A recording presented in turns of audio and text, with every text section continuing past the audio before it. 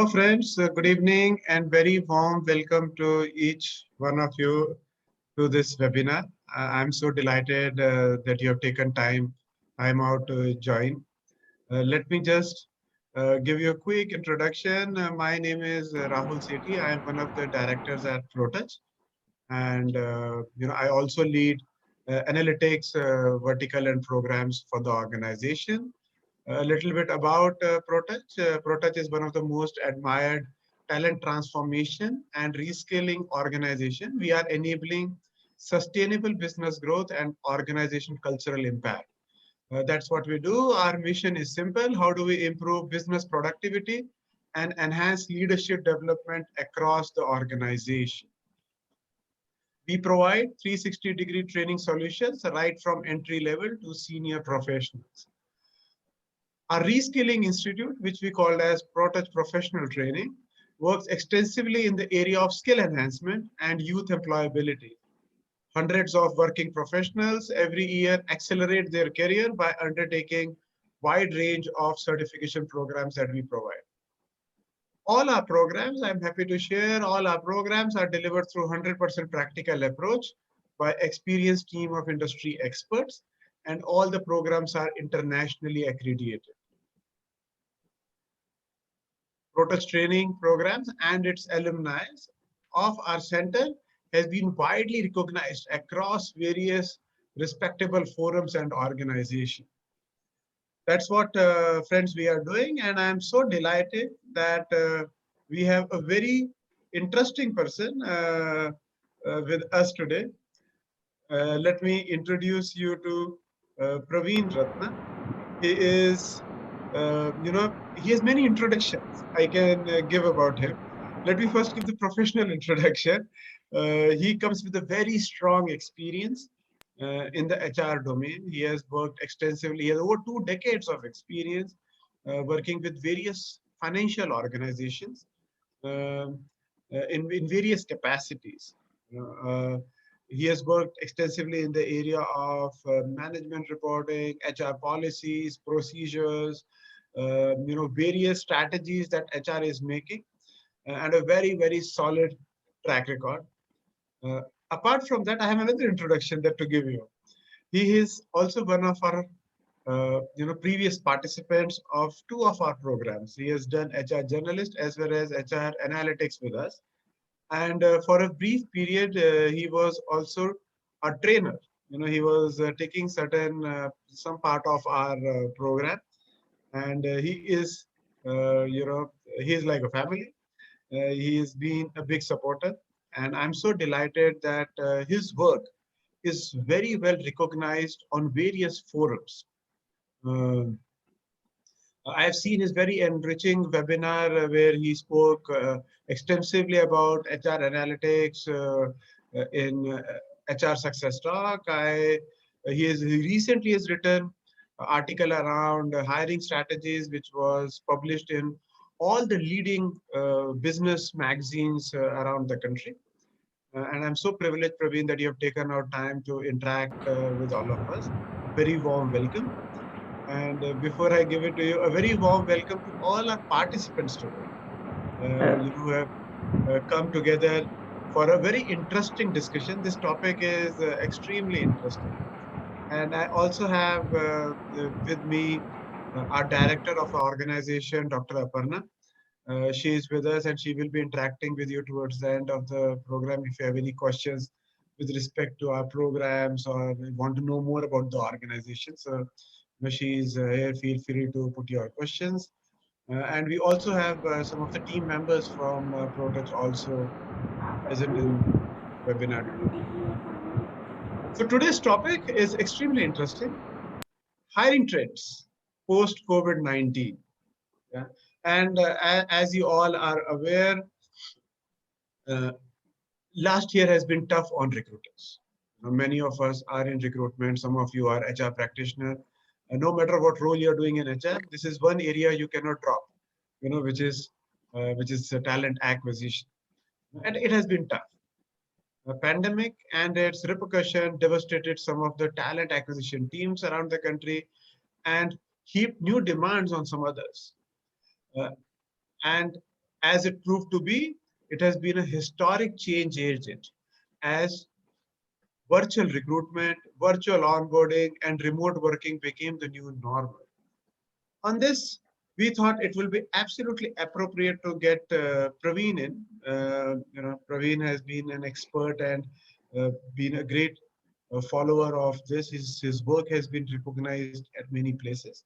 So Praveen, a very warm welcome to this webinar, and we are so delighted that you are here. So, and friends, a few ground rules before we start the conversation with Praveen. Please stay muted. If we will pause in between to take your questions. I would encourage each one of you, if you have questions, please drop it in the chat box so that we are able to take the relevant ones as and when we are discussing that particular topic. If you have any generic questions, you can put them as well. We will be try to accommodate them towards the end of the program. So we will be here for about hour and a half, depending on your questions. So Praveen, very warm welcome once again, and let me begin by asking you a very simple question. Thank you, sir, for giving us such a kind introduction, and it's my privilege that I am here with you. So, from the bottom of my heart, I am very thankful to Kotak for inviting me as a speaker in this webinar. Great. So shall we start? So let me start by a very simple thought that I want you to share with the participants. What are the changes that you're seeing in hiring pattern post-COVID? See, since from the pandemic, from the last 1 year, so due to cost escalation and all, everyone is facing some challenges. And in terms of companies, so companies are taking every step very consciously because of uncertain future. So they are basically moving into internal mobility, role elevation, and multiple tasks to a single employee, because there is a study in which 20% of the organizations are moving towards the internal mobility and role elevation to cut down the hiring cost. So this is the major change which we can say in the current scenario in terms of the hiring trend, and this will have a major impact because and this is somehow this is beneficial for the company also, because when you are moving the your existing employees, so they are getting some confidence and they are getting some motivation, so it is beneficial for win-win situation for both the company as well as candidates. Absolutely. I think it's a great win-win, developing the talents within the organization and, giving them opportunity to grow. Yes, it will increase a little bit of workload, but I think uh, rather than so you're seeing a pattern very clearly where people are trying to encourage internal talent and cutting down on the cost of hiring, is it? Yes, 20% companies are moving into internal mobility and role elevation kind of thing. Got it. And you have been an HR professional, and you have worked in hiring quite a lot, and you have been talking to a lot of recruiters of late. What are some of the challenges uh, that you see that the recruiters may face in hiring in the new normal? See, in hiring, there is a challenge for recruiters as well as candidates both. So, and if you talk about in terms of recruiters, because of again I will say the same thing, cost escalation. So recruiters are facing the challenge where they are getting the higher number of applications, and this is somehow what I felt. We are as a candidate, we are lacking on this part, because without going through the entire JD and role clarity and all, we are just applying with the positions, with the post. just for 20 or 30% or let's say 40% of the role similarity. So recruiters main challenge is to high applications.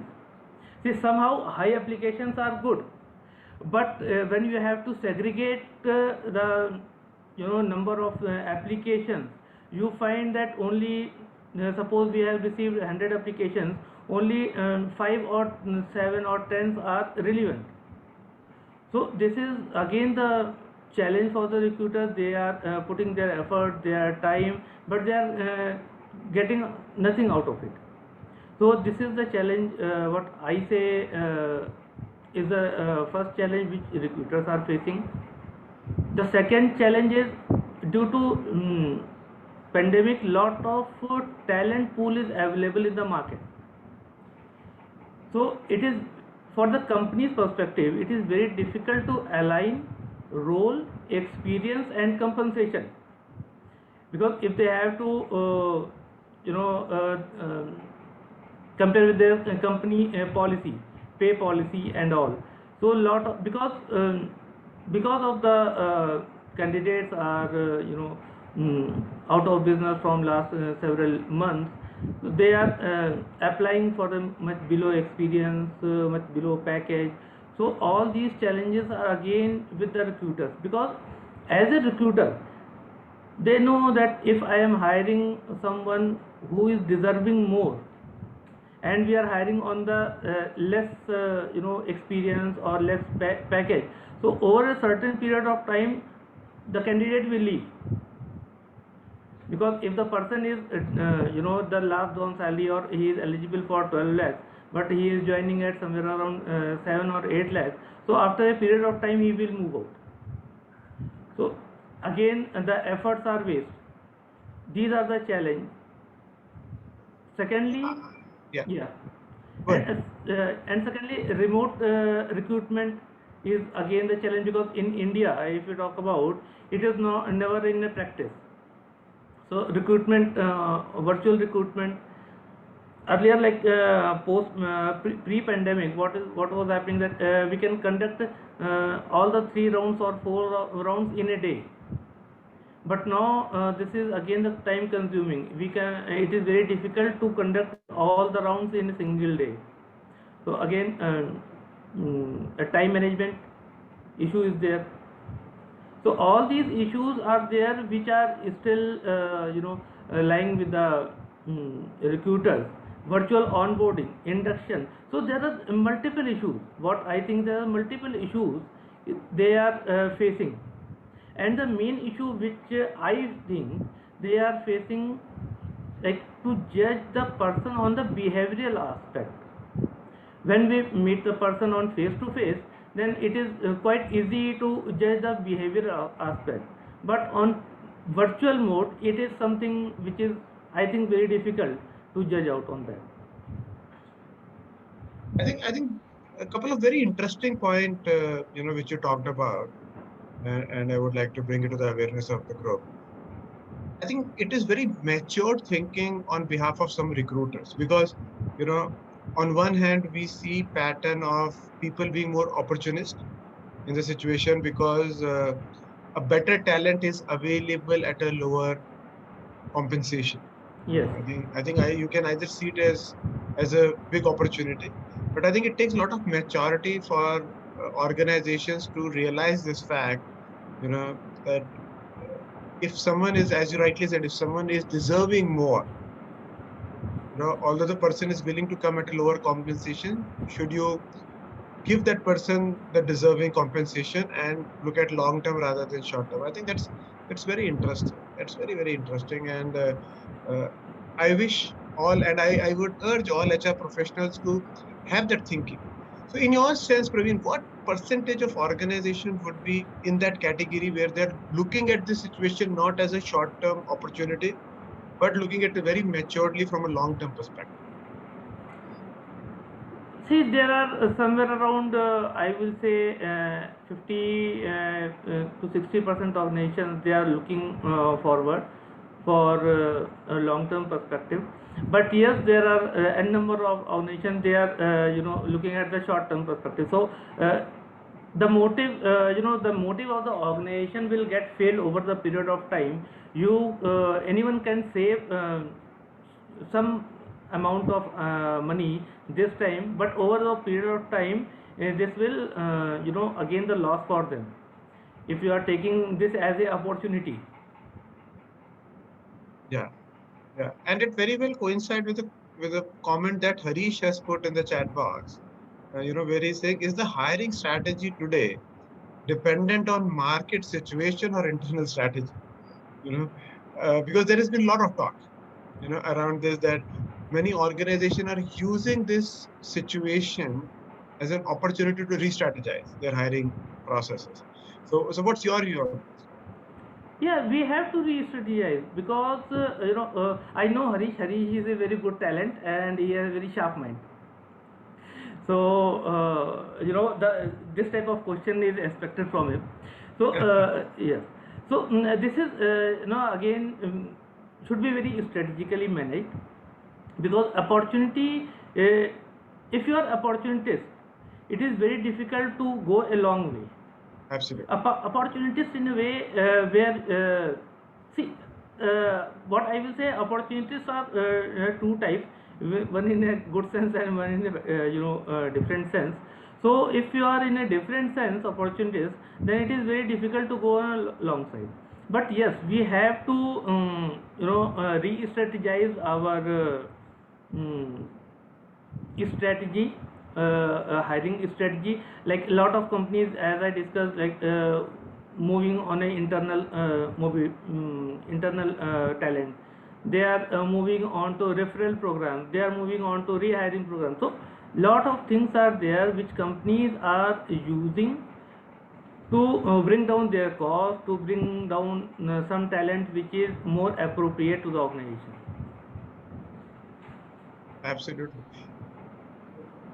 And Praveen, one of the point that you talked about is the hiring process itself, because many organizations are looking for cultural fitment, many organizations are looking for behavioral fitment other than skills. Skills are, still you can gauge it through the past experiences, their projects and achievements.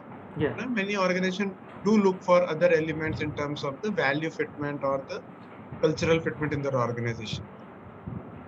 Now, since many of this is happening on a virtual platforms, and for many organizations it will continue that way for some more time. uh, what are the challenges that or maybe what are the skills that you feel recruiters need to develop? See, recruiters should roll their sleeves now, and they have to come up with a different thoughts, because this I was just studying somewhere. So this virtual thing, virtual interviews and remote working is not the only till pandemic. This will go a long way, or we can say it's a new standard. We can make it as a new standard. So on a recruiter's point of view, recruiters need to develop themselves on their personal and technical development. Like pipeline, talent pipeline is the most important thing, what I feel in today's scenario. It is important for every time, but in today's scenario it is very important, because since the talent is available and opportunities are available, both the things are available in the market, and there are n number of candidates who are having the multiple options, and they are just doing the window shopping, kind of. They are having the one option, they are having the two offer letters, and they are moving out. So obviously they will join at one place only. So you have to be very prepared about that, that someone to whom you have offered, but if he is or she is not joining, then what is your talent pipeline? So talent pipeline is important. Then a decision making capacity.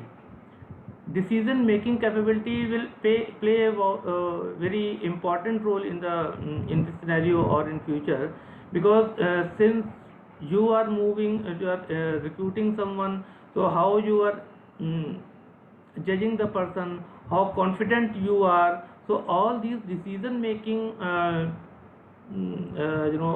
techniques or skills you need to develop, because as per the study, 81% professional feels that virtual recruitment is going to be for a long time, or for a forever, you can say.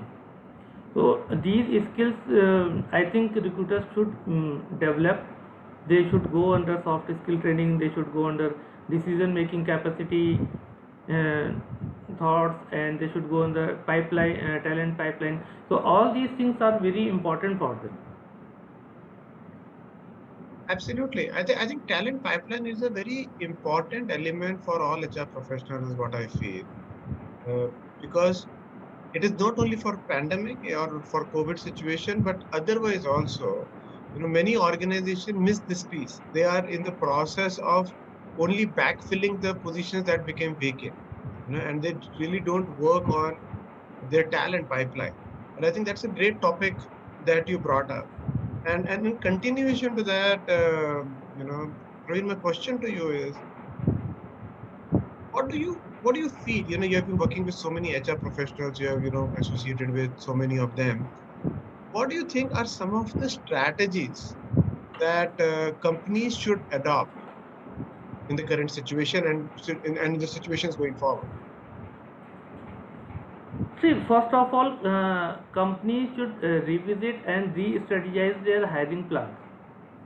So, because re-evaluate their hiring strategy and align with the business objective, because business objective is the always a key point, but in today's scenario it is more important, because of this all these situations. Since we are our topic is on hiring post COVID, so I am bringing this point again and again, that company may or may not be take the same targets or same business objectives which they were having before COVID.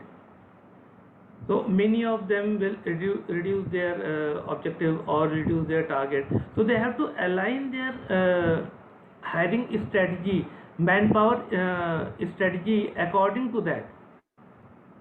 So manpower projection is very critical nowadays, that their companies can limit their hiring. If they are having a good, suppose any organization is reducing their targets, their profitability targets, then they can strategize accordingly their hiring pattern and hiring strategy, so that accordingly this talent mm,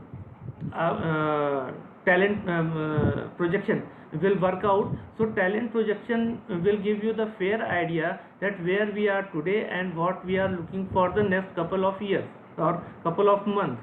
So you can channelize these things accordingly and come with the thoughts. And other thing, what I feel, that candidates are having multiple options, so they should be very mm, conscious. And hiring, like in the past few months, every company has taken some brand hit. So they Right. should work on their rebrand building. You know, in a study, like 63% professionals, they are expecting at least the same brand budget, or to increase, to rebuild their brand, because everything, all these things has taken some dent on the branding. Because see, what I said, like candidates are having a lot of options, multiple options.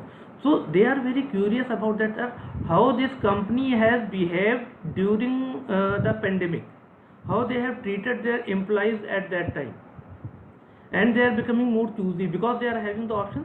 So they are becoming more choosy. Absolutely. Absolutely. And you're right. I think many organizations, taken a lot of hit, right from offer pullbacks to some layoffs, Yes, cost cutting, opt everything. out, cost cutting. There are a lot of issues, and I think talent branding or uh, talent branding has always been a great topic. And I think if there was any better time for need of that subject to be discussed, it is now. Because uh, not only organizations are trying to attract great talent, but at the same time they are also trying to do a damage control. Yes. And on that, Harish is making a great point, saying that you know if you have to really brand ourselves well, and if you really want to create a great talent pipeline, uh, any tips on how should we ensure a great candidate experience, especially during remote hiring? You know, otherwise, because you don't have a chance to showcase your office, you don't have face-to-face conversations, you can't show your warmth. What are some of the tips on remote hiring that organization can adopt to ensure there's a great, hiring experience? See, on that point, my view is like what the as smooth the process will be. This on virtual mode we can only give the experience of smooth process, because as you correctly said that in face to face we can showcase the other things also, but in that case we can show the smooth process. We can show that how fast we can deliver the things, or how fast we can process the things. Like, suppose I am hiring a candidate and I am taking the initial round of interview on one Monday, then I am reverting back on Thursday or Friday, then the second round, then the third round. So all these experiences gets the chance to move the good candidate here and there. So how agile you are on your processes, it will help you out in landing the good candidate first of all, then showcasing your brand eligibility or branding, you can say. Thanks. I think the points that I'm taking away from what you're saying, Praveen, is the right process and right prompt. Yes. Handling of the participant goes a long way in building. And thanks, Harish, for putting that great question. I would encourage others also, if you have any question in mind, please put it in the chat box. I will take it up, whenever we are discussing the relevant topic. All right, so let us change gear a little bit. I have, ever since I'm been working for the last 23 years, there are two things that have not changed. Anytime you ask a company, they said we are not getting the right talent. And every time you ask the candidate, they say that I am not getting the right company. Now, I always wonder how this mismatch can be fulfilled, you know, because there are companies looking for talent and there is talent looking for companies, and both are dissatisfied to a great extent. Yeah, that's one thing which has not changed. Other thing I feel that has not changed is hiring manager always need a great candidate. He want a candidate that is ready to go from day zero. Yeah. And a recruiter always has one pressure. What is the pressure? Can everyone put in the chat box? What is the biggest pressure on the recruiter?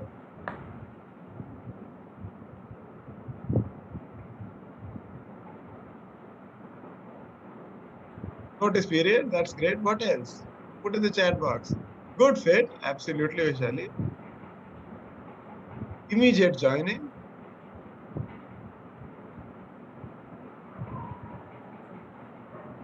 Right talent for job. Renage. Yeah, Karan. Renage is a big headache. And for the others who are not aware of this term, renage is basically offer drop-offs. Every organization faces that. Yeah, close the position ASAP. stability, salary, package expectation. Absolutely. I think this is the biggest headache. Every hiring manager say, yeah, thoda sa budget badhana. And management is there, budget is very sakta. That's the only thing that we cannot increase. And people want hiring to be done faster, a great talent, and at a lesser budget. So what are the more innovative ways, Praveen, in your view, that organizations are adopting to control their hiring cost? See, hiring cost is always critical, and I will just say one thing, like most of us are taking the hiring cost as a monetary. We are not considering the time which we have involved in that process to hire one candidate, what the amount of time the recruiter had invested in that.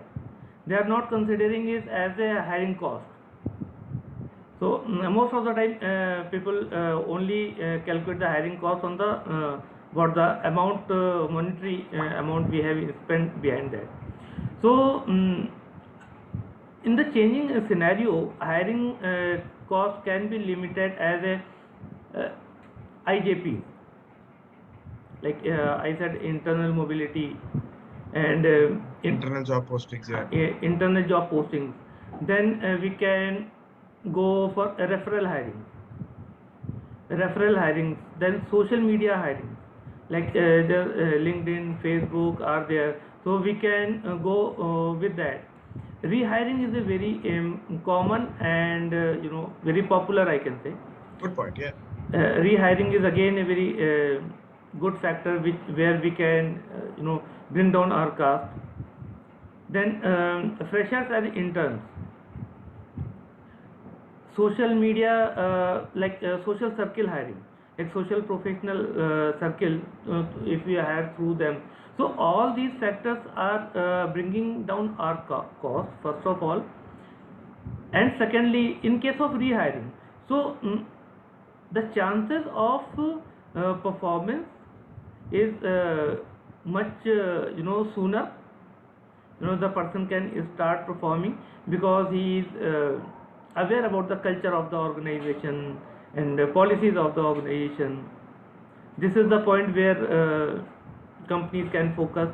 Next, interns and freshers.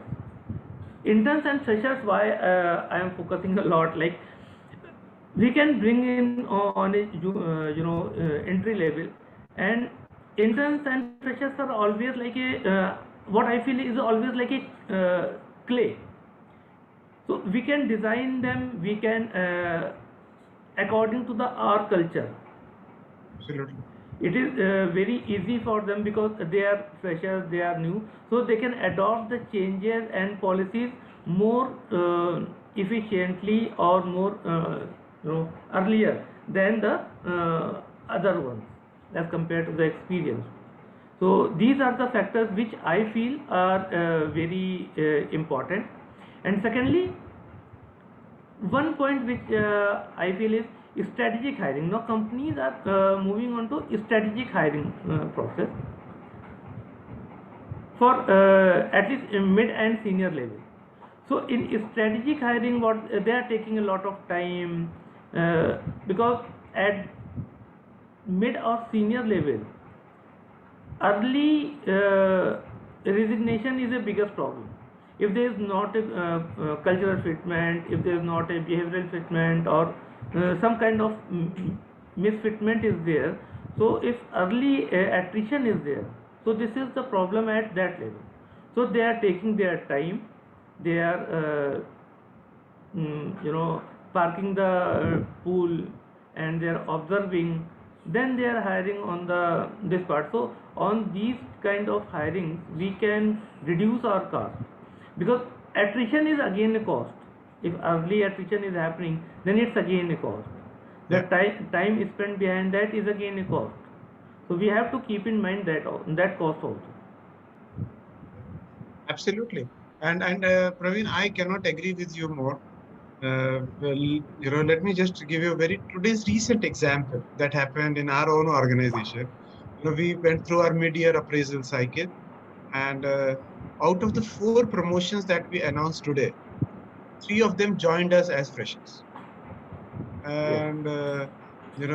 And they're doing so well, and you're absolutely right. Some of the young talent coming in are really challenging the benchmark sets earlier, and are willing to go that extra mile and deliver a great performance. Absolutely, See, the talent today is very, mm, very aggressive, I can say, in terms of their careers. So, as I normally do a lot of mentoring on LinkedIn and with some of my connections. So, when I am talking with them, I take the sense of that thing ki, what they are looking for, what they are eyeing from here. They are from here. They are looking, down around 4 5 years or 10 years beyond. So these kind of, and they are very tough to discuss. They are bringing a lot of ideas. Their thought process is very different. So when all these things come in any organization, it definitely it is going to help the organization only. great. Great. And on that note, I'm so pleased to see Karan's message. Karan, welcome to the webinar. And it's so nice for you to post this message. Let me take this up.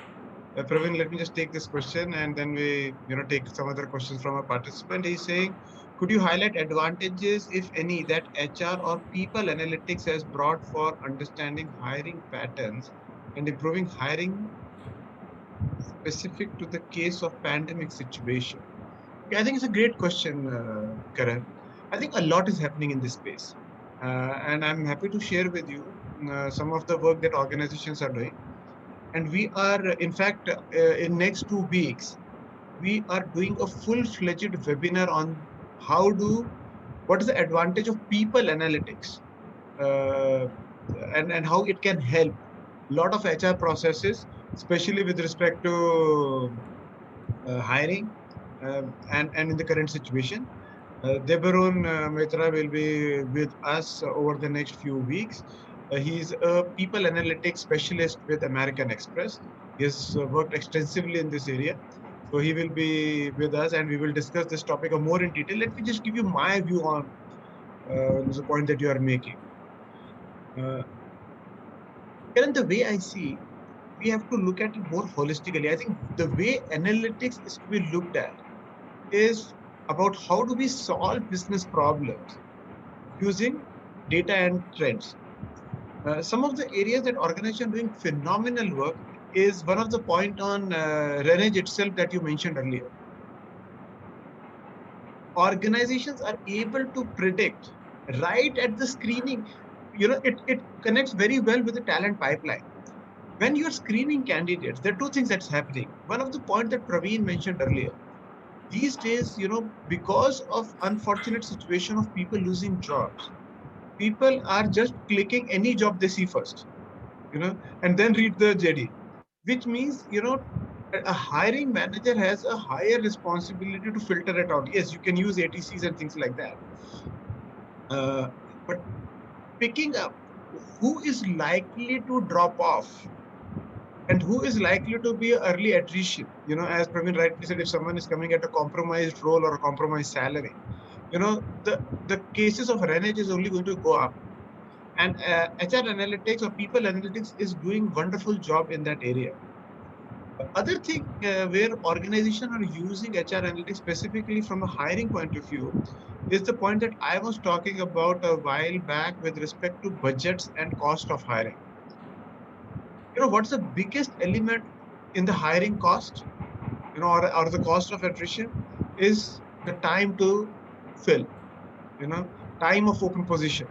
If your open position is going to be there for 2 months, because organization need a candidate within the right budget, and if you do a cost benefit analysis, you were able to make a smart decisions that is it worthwhile to increase the budget a little bit and fill it faster, because in that case your productivity get going, and a lot of work is happening in the area of people analytics to make that decision modeling, to say, because what is, that's another area. The third area that is happening is for strategic positions, as Praveen rightly said, the umbrella is very big.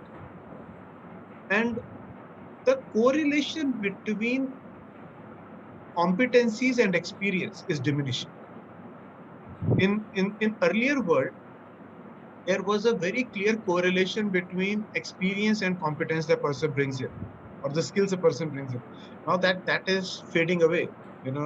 Now between a person who has 5-year experience and 15-year experience, sometimes it's very difficult to choose.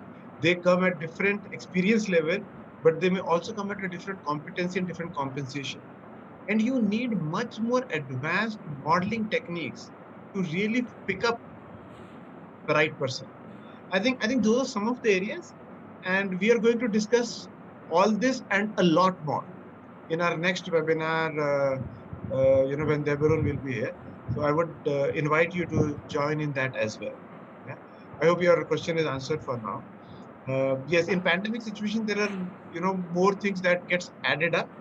Uh, uh, you know, More complication gets added up at some of the points that we discussed. Can be handled very easily through HR or people analytics. And you'll be happy to see in our HR analytics program, and Praveen is one of our participants of that program. He will be in a better position to talk. You know, it is always best to look at the cases, real cases, and we take actual caselets, build up a situation, take the database, and work on it to say, how do you improve your decision-making process? So I'll invite Praveen to, if you want to share your experience with respect to that. Yes, so what I have experienced with this module of HR analytics, the cases are live. It is always better to work on the live cases, because on the hypothetical scenario, it is very difficult to get out of this anything like some conclusion or so. So live scenarios are always better. Like if you are talking about if you talk about analytics and like hiring trend, so it is very easy to if you have your historical data of last 1 year 2 years, you can just compare with the analytics that how the team has performed, which experience level has performed, and which age category has performed. So we can do n number of testings on that, which was a part of our course module. So we can get adjust and learn a lot from that. Yeah. The other advantage that, and Karan, thanks for asking this question and bringing it up for the discussion. And for the people who don't know Karan has been a star participant of one of our program. And he also, is one of our trainers for one of the very specific topic where he is expert on, which is on US hiring. Now, I think another advantage of these programs is peer learning. Because if you're discussing two cases and there are 5 more participants from different industries, they bring in their perspective.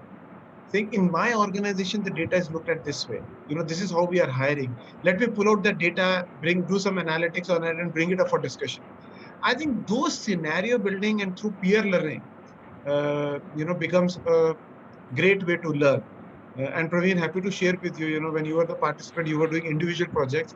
Now, that is the reason we've changed our project working to group projects. Okay. A group work together. So, that enhances the overall experience and learning for participants. No, sir, this is the this is the appealing point for me, that when we were doing all the courses and all, so the advantage is always with us, that we have as a mentor, as a guide, you, that we can ask anything at any point of time during the session, post the session. So the support was there and everything was there. So see, as far as the session is interactive, we always find it best. If the session is not interactive, so it is never going to work. Absolutely. Absolutely. Okay, so now friends, I will invite you all. If you have any questions, you can unmute yourself and ask your question. We'll be happy to take up your questions now. So, hi Rahul sir and Praveen sir. Hi, Harish. Yeah. Hi, Harish. So, my question is, this is what I'm seeing in my organization. So basically, they are on a hiring spree. So they're hiring a lot of freshers and new candidates right now. Where I see the market is going the other way. They're freezing the hiring, and this is like both ends of the spectrum. One place people are on a hiring spree, and on the other place people are stopping hiring. So how do you see this, and what do you think is the difference between the strategy of these both organizations? It's a good question. I think you have to use your intelligence. You have to get more information about the organization and why are they hiring, because in today's world everything is available. It's just many a time, and this is one point I always advise to every person. There is a difference between job and a career. Sometimes we go into the mad rush of getting a better job, okay? And we don't even bother. uh, my personal experience, I never picked up a job. I picked up the people I'm going to work with. Rest everything will follow. You should, the organization you are joining, first of all, you should not form an opinion without having a full understanding of why they're hiring, because there could be a genuine case of hiring. And I know of today a lot of organizations are hiring. Okay? Depending on which organ, what sector they are in. Look at the sector. You know, Sector will give you some information. Their, their business curve, or their life cycle will tell you some, whether it's a early stage, mid stage, then they will be hiring. Okay, it's a growing organization, they will be hiring. If they've recently picked up funding, they will be hiring. As Dr. Parna rightly said, if they're in edutech is booming, you know, they would be hiring, because education is at its peak ever. Pharma, healthcare, they're all hiring. So look at the industry. Also do a little bit of research about that organization, you know saying what role are they hiring, and what is the basis of their hiring. And you can ask this question in the interview, you know and last but not the least, we should be thankful that they're hiring. When no one is, there are some people who are willing to hire. Aparna, you want to come in with your comments here? No, as Harish said, very interesting things nowadays I'm observing, Harish, here. It is very important to take a pause and ask yourself what is it that you want. Candidates, I should not generalize it. However, the maximum experience which you are getting, they keep on waiting for that job opportunity. They want to get inside that gate like anything. They celebrate and, oh my God, this is what I wanted. And you just meet them after 15 to 20 days. I'm not even saying after 3-4 months. You will say, okay, how's it going? Okay. When your satisfaction level, and this is what you wanted, right? At any cost, what happened to that? And in this, they're suffering, companies are suffering. And it impacts it. See, when the new joinee leaves, that person leaves. But as we know, as a hiring people, it leaves a huge impact on the existing teams. Very high, isn't it? So I think it is very important. Like, I have my own questions that once someone posts it on LinkedIn, there are 2,000 people want to apply. And when someone calls them, oh, did I apply? Oh, I don't know. I don't even remember. People going without their current CVs, people going, not coming. Do we really want it? There are recruiters who are working for get you inside. So it is very important to have that value and check what you want. However, this is one side. The second side is also a company. You're offering, then you're withdrawing offers and everything. Uh, so I think we are dealing with human beings. It is not Amazon package which I'm ordering and then canceling and then using for 8 days and returning. We are with human beings, and how are we going to deal with these situations? Isn't it? So both the parties, either candidates as well as companies, need to be very cautious, because it is, as Rahul mentioned very nicely at the beginning, it's impacting your brand, employer brand. Recruiters have everything in place, interviews, 4-5 rounds happens, and then position is on hold. Cabin में बैठे बैठे होता है, अरे let's इस position के लिए कोई देख लो. बेचारा recruiter is working on that, and after 8 days, sir, you told me na, not now. I think this is not going to work. Each and every person needs to think that whatever decision you are making, whatever actions you are going to take, it is going to impact people. Someone is taking half-day leave and coming for interview, preparing, and that is what is very important from both the perspectives. We all need to be very human when we are dealing in HR.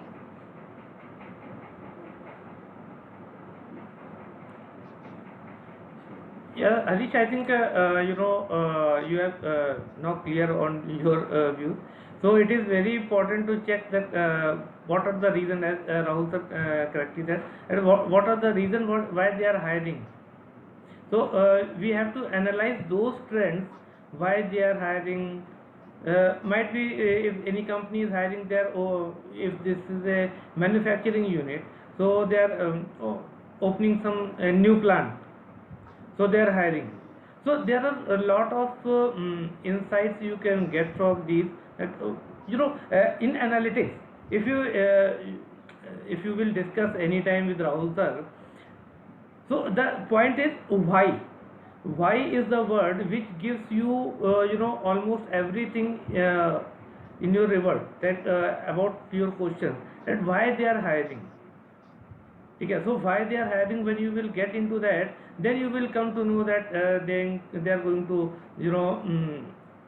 launch a new plant, or they are going to be launch a new product, or something, they are going to launch a new office, so they are hiring for that. So this why word can give you a lot of insight.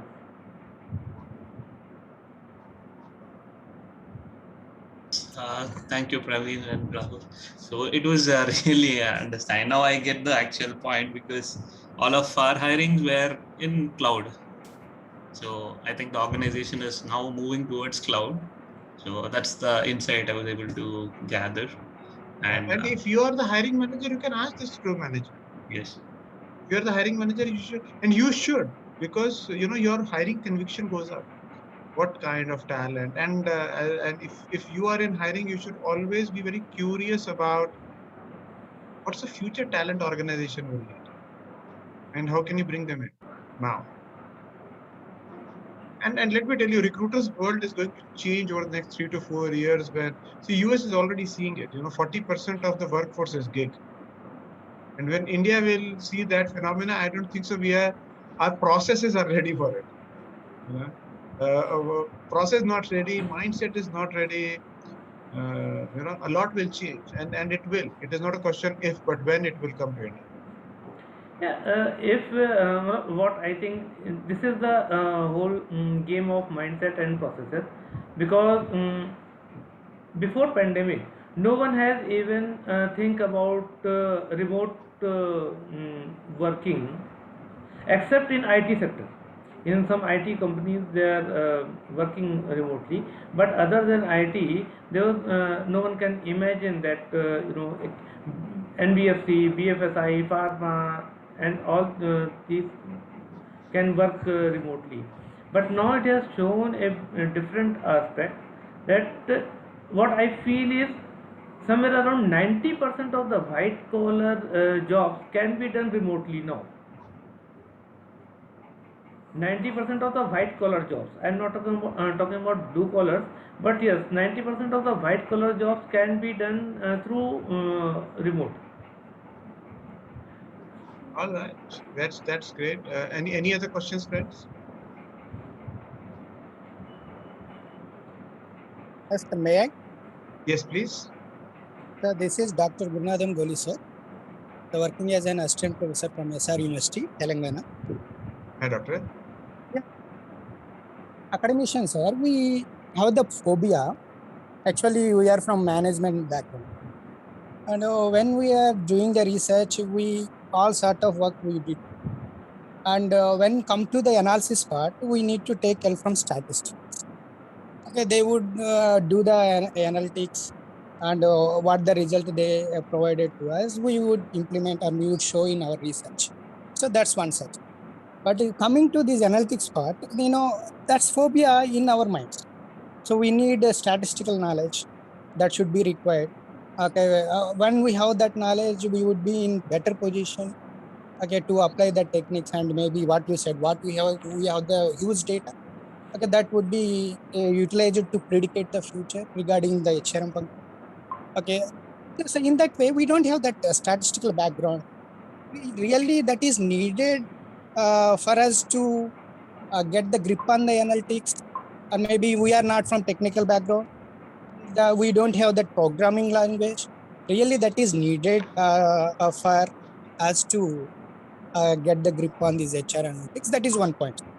And once we succeeded and got the course from you, what we have learned the knowledge from your course, how extent we would be in the position to give to our students. How, in that aspects, can you give some sort of insights? Thanks for asking the question. For my clarification, your last point was, were you able to deliver it to your students? Is the question you're asking? Yeah, yes, sir. Yes, sir. Yes. Okay. That So means I think we would be, we can be in the position to show what the real time that would be happen, real time activities that would be happen in industry, and really the industry, what aspects those are looking to recruit the candidates, especially for HR students. Okay, and that way we can provide insights to the students by taking up a HR analytics advanced course offering. I think all your questions are very valid, and thanks for asking this question. I will request one of my team member also to put a brochure onto the chat so that others can download it. Let me answer your question one by one. You have asked 3-4 questions. First, I think background from an analytics point of view, Sir. background does not matter. Because let us understand what is the role of analytics. Once we get that right, I think it will never be a problem. A role of analytics is to help someone make a better decision. That is the role. It is not to bring in the complicated words like big data, deep learning kind of things into organization. It is very simple objective. How can we make better decisions to solve a problem that we have on our hand? Okay. If you're not from a statistical background, you're not from technical background, it does not matter. Okay. Because to be good at analytics, there are 3 essential things. One, do you have a domain knowledge for which you're trying to solve a problem? Suppose you're trying to solve a problem in the field of HR, do you understand HR? And I'm saying knowledge, you need not to be an expert. If you have a knowledge of HR, you can do HR analytics. If you have a knowledge of marketing, you can do marketing analytics. If you're from finance, you can do financial analytics. So you should know the subject, not analytics. Okay.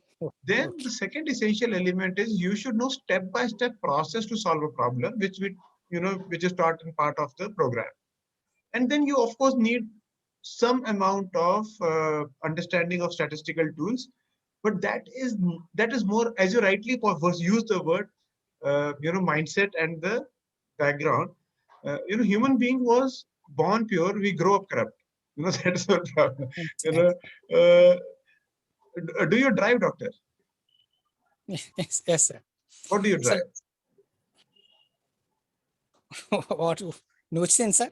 What vehicle do you drive? Yes, two-wheeler, sir. Two-wheeler. Are you from Yeah. a driving background?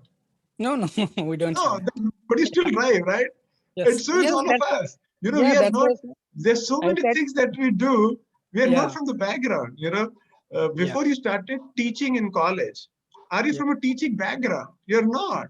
You know, yeah. you have adapted yourself to that. And likewise, friends, let me promise you, analytics, not learning analytics is not an option. Okay. If you want to sustain your career over a longer period of time, it is not an option. Whether it is easy or it's difficult is a secondary question in today's world. The primary question is, and it is not if you're going to need it.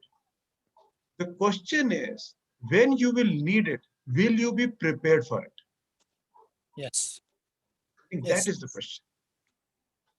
You know, because one day you're going to need it. If you know, if you're going to, and so it is.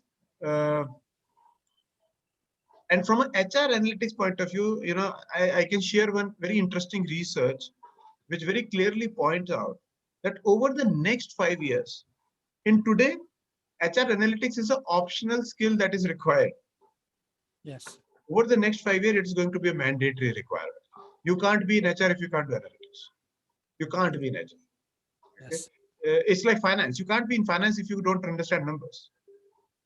Okay? It is going to be exactly same in HR. You can't be in HR if you don't understand HR analytics. That's my next point. And to your last point on, and let me give you a very interesting example. You're from Hyderabad, right, Doctor? You said yes, sir. Warangal. Warangal, yeah. So Yes. we have one very interesting participant, Fatima from Hyderabad. Ranam Fatima was her name. She was doing a program. In middle of the program, she got an opportunity with one of the organization. She applied and she just mentioned that I am also doing a HR analytics program. You know, organization said you can join us after 2 months. First, complete your program. Yeah. Because we were dying to find someone in HR who understands analytics. Okay. So to me, it is going to be mandatory requirement. To your last question, uh, Dr. Gurunathan, is can you teach it? Yes, Yes, you sir. can. Because your domain knowledge is teaching. Yes, Okay. Your experience, your expertise is you can teach. Okay? Maybe you will have to learn and then teach. But I know of some people. So I'm not a born analyst. Okay. I've also learned, practiced, and now I'm teaching. So is the case with Praveen. So is the case with Devarun, who's going to come. You know, no one was born with a degree in his hand saying, "Oh, you're analyst." Your skill, my skill is we understand business and we can teach. Okay. So if you learn this, you can teach as well. yes, sir. Oh, one thing, sir. What you said now, in coming 5 years, that is mandatory to learn this HR analytics. That is mandatory. That would be required. Not the education institution. They are pressurized, sir, right now. Okay. Already, I am from HR domain. I did my PhD in labor welfare and social security measures Amazing. from Acharya Nagarjuna University. From this time onwards, our institutions are forcing. Okay, so there's analytic skills. Those are mandatory for us to teach. Okay, with traditional knowledge, what we have gathered, what we are giving, that is not sufficient to students right now. Our education institutions, our owners, those are looking something different. Those are expecting like that. So Right. maybe maybe I alternatively checked all the this maybe in social media. What is the best option to choose to learn this? Yeah. But fortunately, I found, and yesterday, one of your representative, Preeti, she really gave impressive information. For that reason, I joined here, joined right now, and got beautiful insights from you. Rahul sir, really thank you. And really, I would opt your course, sir. Yeah.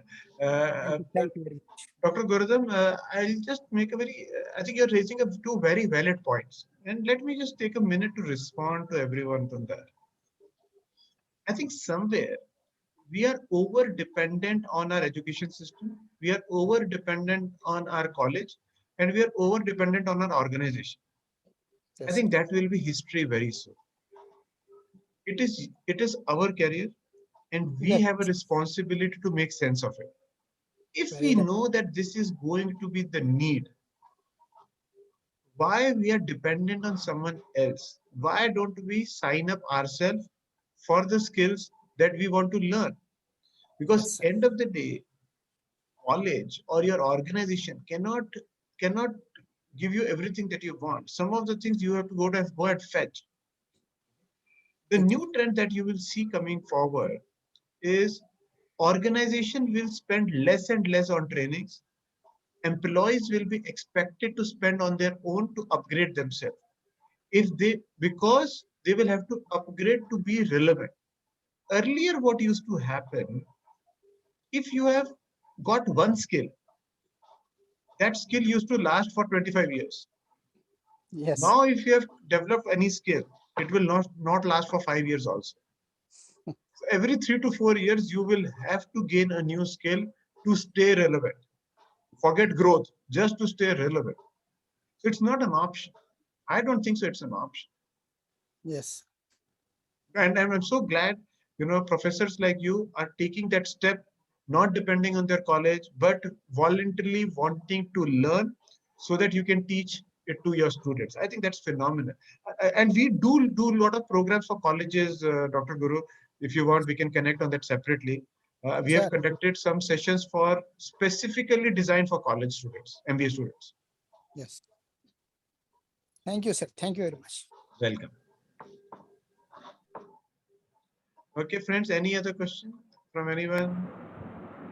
Hello. Dr. Aparna has dropped the brochure if you Hello. want to download. Yes, At the please. beginning, there was Mahesh who was asking the question. Yes, Mahesh? madam. Yes, Yes. ma'am. Oh, yeah, Mahesh, I was planning to take it a little later. Yes, Mahesh, over to you. Ask your question, Hello. please. Hello, sir. Hello. Am I audible? Yes, Mahesh, you are. Hello, sir. Myself Mahesh Valvi, and from last 4 or 5 years, I was appearing for UPSC Civil Services exam, and I also gave 2-3 attempts means, but now I am planning for a plan B. So, is that your certified courses helpful for me to enter in the HR field? Dr. Aparna, would you like to take this?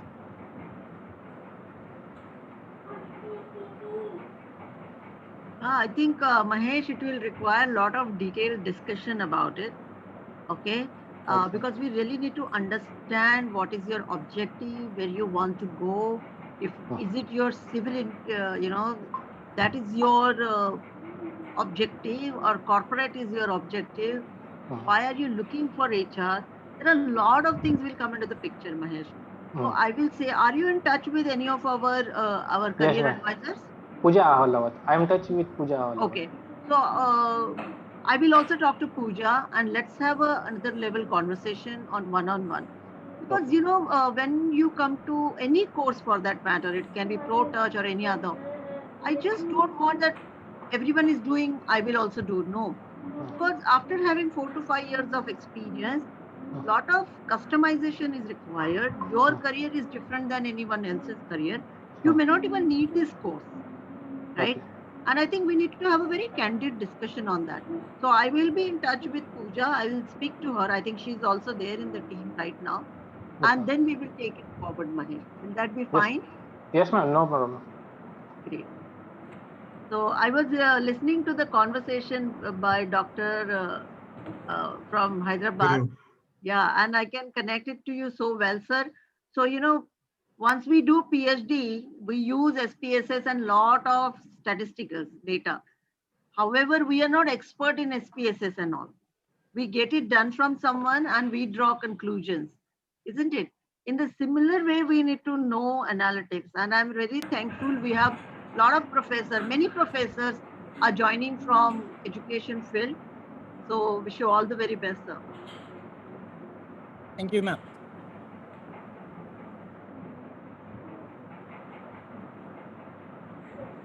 Any other question? Let me know if you want to ask anything about course, anything about career, anything. We would love to take that question.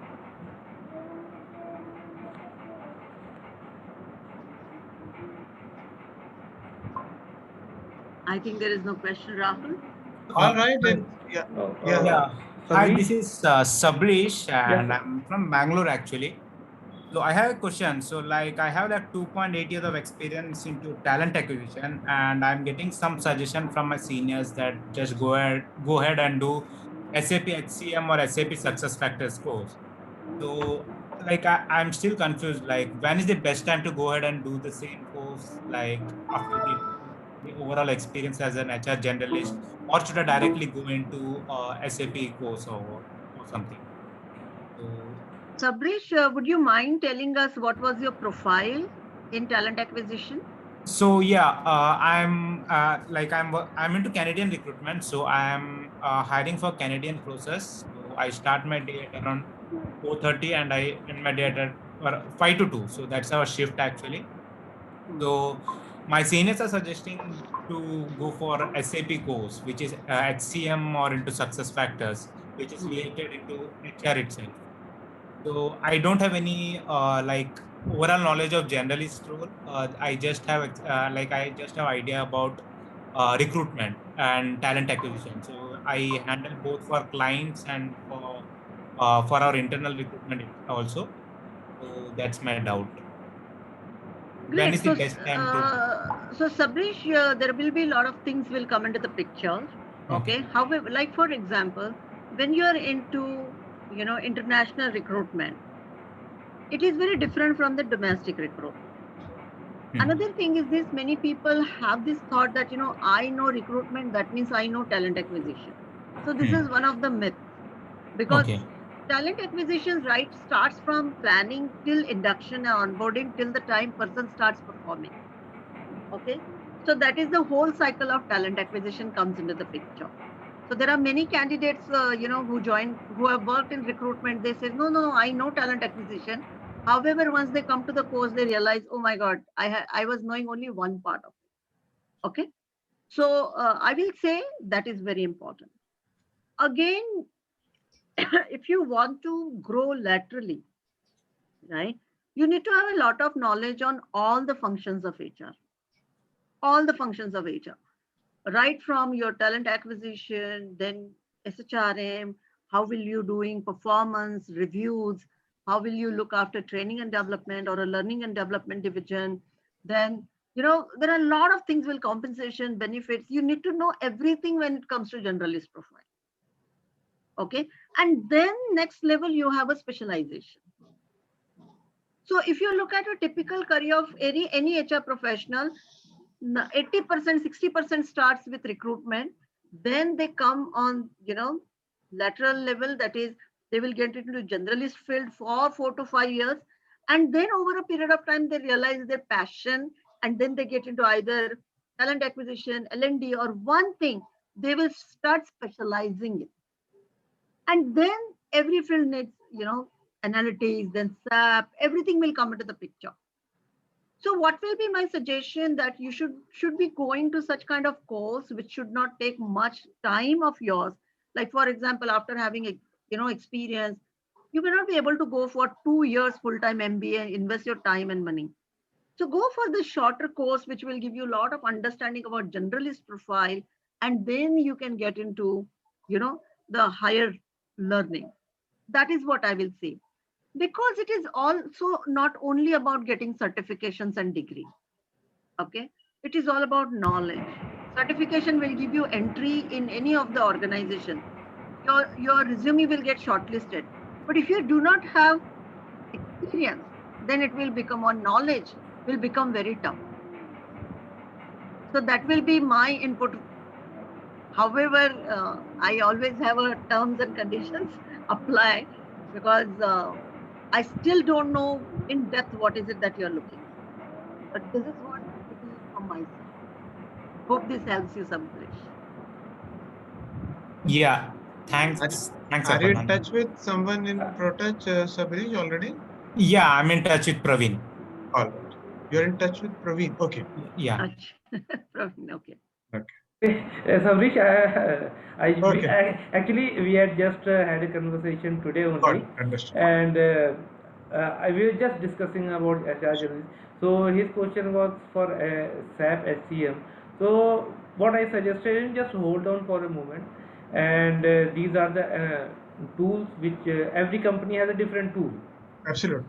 So hold on for this moment and firstly go for some certifications, then go for because any company which is having their own software or HRMS, they will always train you. So these are the steps which you can later on. So actually I invited him that you can just That's come so and nice. That's so nice. take a benefit of this. Sure. So Sabrish, if you want, you can take time from Dr. Aparna and have a detailed conversation. Just let us know if you want. Yeah. Yeah, sure. Thank you. Thanks, Rahul. Thanks, Aparna. All right. Any other questions, friends?